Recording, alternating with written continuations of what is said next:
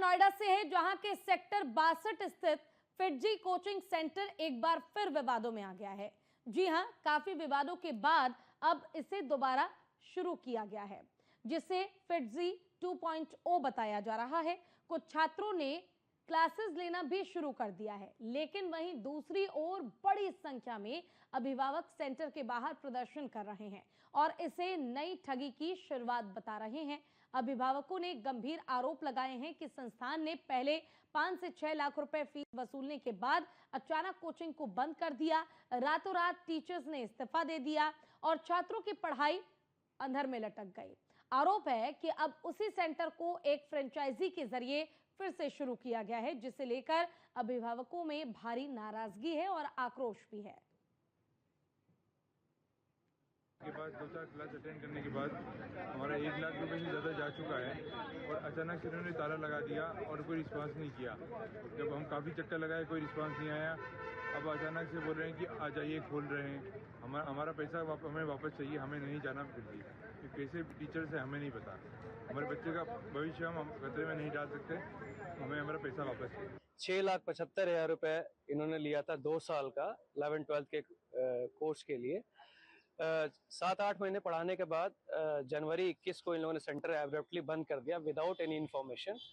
कोई मेल नहीं, कोई मेल व्हाट्सएप नहीं, कोई टेक्स्ट मैसेज नहीं। बच्चा एग्जाम देने आया था 21 तारीख को, 1 घंटा पहले एग्जामिनेशन सेंटर से उसको बोला गया कि घर चले जाओ। टीचर सारे चले गए, रातों रात टीचर शिफ्ट हो गए। यहाँ से आकाश इन्वेक्टस में रोड क्रॉस करके चले गए टीचर्स।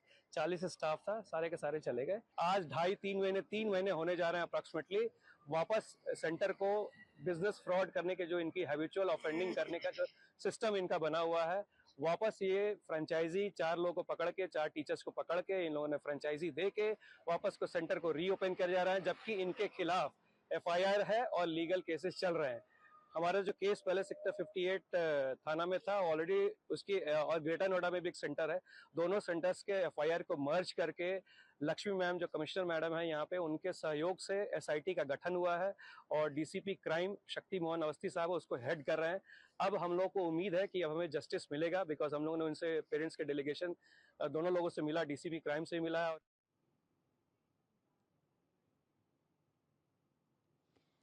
तो देखिए, आपने सुना, जो पेरेंट्स हैं उनका कहना है कि फिटजी कोचिंग जहां पर ठगी की जाती है, फ्रॉड किया जाता है, ज़बरदस्ती जो अभिभावक हैं उनके पैसों को रख लिया गया है अपने पास। अब से पहले यहां पर फिटजी कोचिंग शुरू किया गया था और अचानक से उसे बंद कर दिया जाता है और अब उसी का दूसरा वर्जन फिटजी 2.0 यहां पर शुरू किया गया है।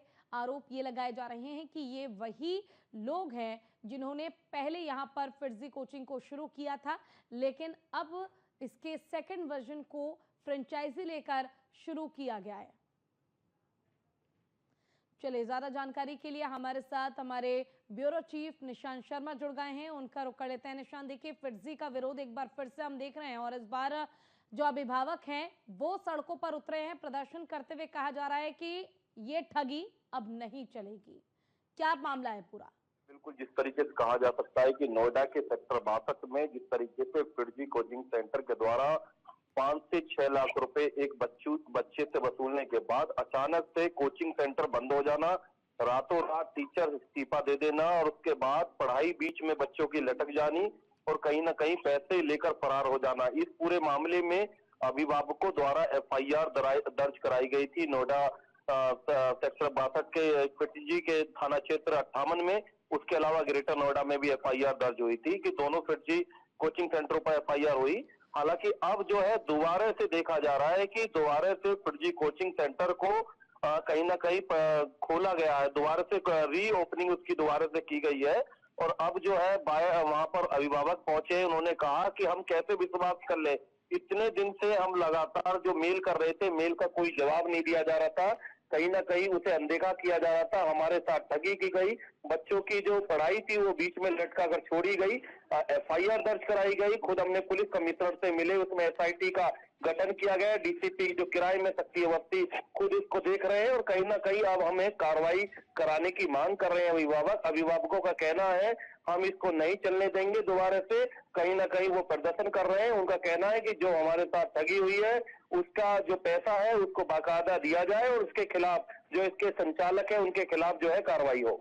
बिल्कुल, देखिए निशांत, कार्रवाई की मांग की जा रही है, लेकिन जैसा कि अभिभावकों ने जिक्र भी किया कि अब उन्हें उम्मीद है कि इस मामले में कार्रवाई की जाएगी और कार्रवाई करते हुए उनके पैसे जो है उन्हें वापस मिल पाएंगे। लेकिन क्या इसको लेकर अब तक जो प्रबंधन है फिटजी के, उनकी तरफ से किसी तरह का कोई आधिकारिक बयान सामने आया है निशांत?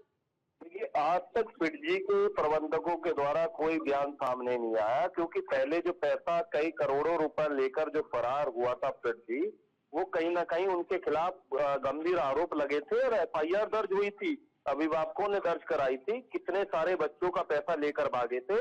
अब फिर से फिटजी को शुरुआत कर दी गई, उसमें बच्चों की फिर से पढ़ाई शुरू कर दी। तो कहीं ना कहीं अभिभावक कह रहे हैं कि जो पहले इन्होंने विश्वास तोड़ा है, जिस तरीके से ठगी की है, हो सकता है कि फिर से बच्चों के साथ इस तरीके की ठगी की जाए, एक बड़ा षड्यंत्र की जाए और कहीं ना कहीं अब कार्रवाई की मांग की जा रही है। फिटजी के प्रबंधकों की तरफ से कोई बयान सामने नहीं आ रहा। कहीं ना कहीं अब जो है बाहर पहुंचे हैं, कार्रवाई की मांग कर रहे हैं। उनका कहना है कि जो दोबारा से कोचिंग सेंटर चला है उसको बंद कराया जाए। चलिए ठीक है, आपका बहुत बहुत शुक्रिया इस तमाम जानकारी के लिए निशांत।